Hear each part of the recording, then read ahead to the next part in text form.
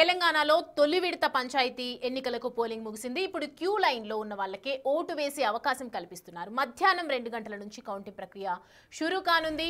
సాయంత్రం కల్లా ఫలితాలు వెల్లడి కానున్నాయి. వరంగల్లో అత్యధికంగా, ఆదిలాబాద్లో అత్యల్పంగా పోలింగ్ శాతం నమోదైనట్లు సమాచారం.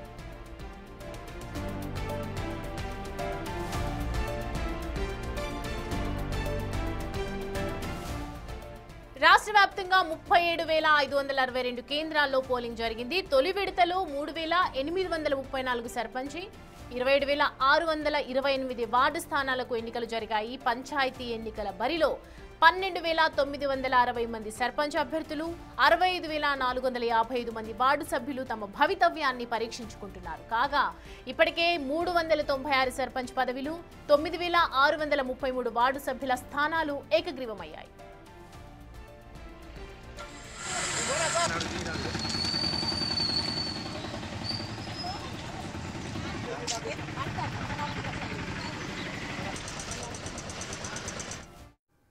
ప్రతి జిల్లాలో ఏ విధంగా ఎన్నికలు జరుగుతున్నాయి, సర్పంచ్ ఎన్నికల బరిలో ఎవరెవరు ఉండబోతున్నారు, ఇవన్నీ కూడా అడిగి తెలుసుకుందాం.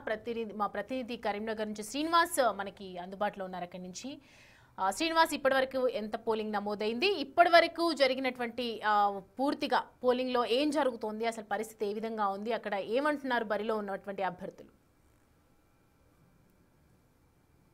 ఉదయం 7 గంటలకు ప్రారంభమైనటువంటి మొదటి దశ పోలింగ్ కొద్దిసేపటి క్రితమే ఇటు ముగిసిందని చెప్పుకోవచ్చు.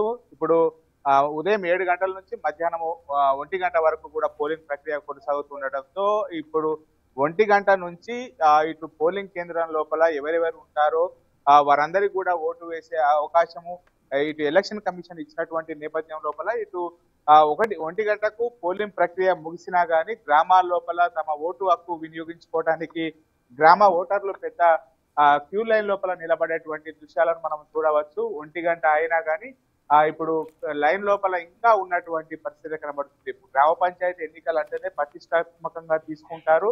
పార్టీ గుర్తుల పైన ఎలాంటి ఇటు సింబల్ లేకపోయినా కానీ ఇటు పార్టీ అభ్యర్థులు ప్రతిష్టాత్మకంగా తీసుకున్నటువంటి నేపథ్యం లోపల ప్రతి ఓటరు, గ్రామం లోపల ఉన్నటువంటి ప్రతి ఓటర్ను కూడా తమ ఓటు హక్కు వినియోగించేలా ఇటు పోలింగ్ కేంద్రాలకు తీసుకురావడంతో ఇటు 1 గంటకు పోలింగ్ ప్రక్రియ ముగిసినా గానీ ఇంకా ఈ పోలింగ్ కేంద్రాల లోపల బారులు తీరున్నటువంటి దృశ్యాలను మనం చూడవచ్చు. ఇప్పటికే దాదాపుగా ఉమ్మడి కరీంనగర్ జిల్లా వ్యాప్తంగా 3,378 స్థానాల లోపల మొదటి దశ పోలింగ్ జరుగుతున్నటువంటి నేపథ్యం లోపల ఇప్పటికే 1 గంటకు పోలింగ్ ముగిసింది.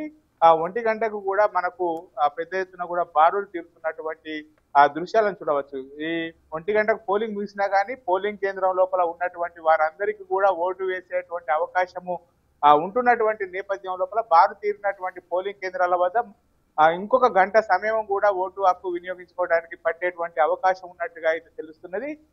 పోలింగ్ ప్రక్రియ మొత్తం పూర్తి అయిన తర్వాత మధ్యాహ్నం లంచ్ బ్రేక్ తర్వాత కౌంటింగ్ ప్రక్రియ మొదలు కానున్నది. ఇంకా ఉమ్మడి కరీంనగర్ జిల్లా వ్యాప్తంగా చాలా కేంద్రాల లోపల కూడా 1 గంట వరకు పోలింగ్ ఇటు ఏదైతే సమయం ముగిసినా కానీ చాలా ప్రదేశాల లోపల కూడా బారులు తీరినటువంటి ఓటర్లు మనకు కనబడుతున్నవి. వీరందరికీ కూడా ఓటు వేసేటువంటి అవకాశం ఉండడంతో మొత్తం ఇంకొక గంట సేపు కూడా పట్టేటువంటి అవకాశం ఉన్నట్టుగా అయితే తెలుస్తుంది మనకు.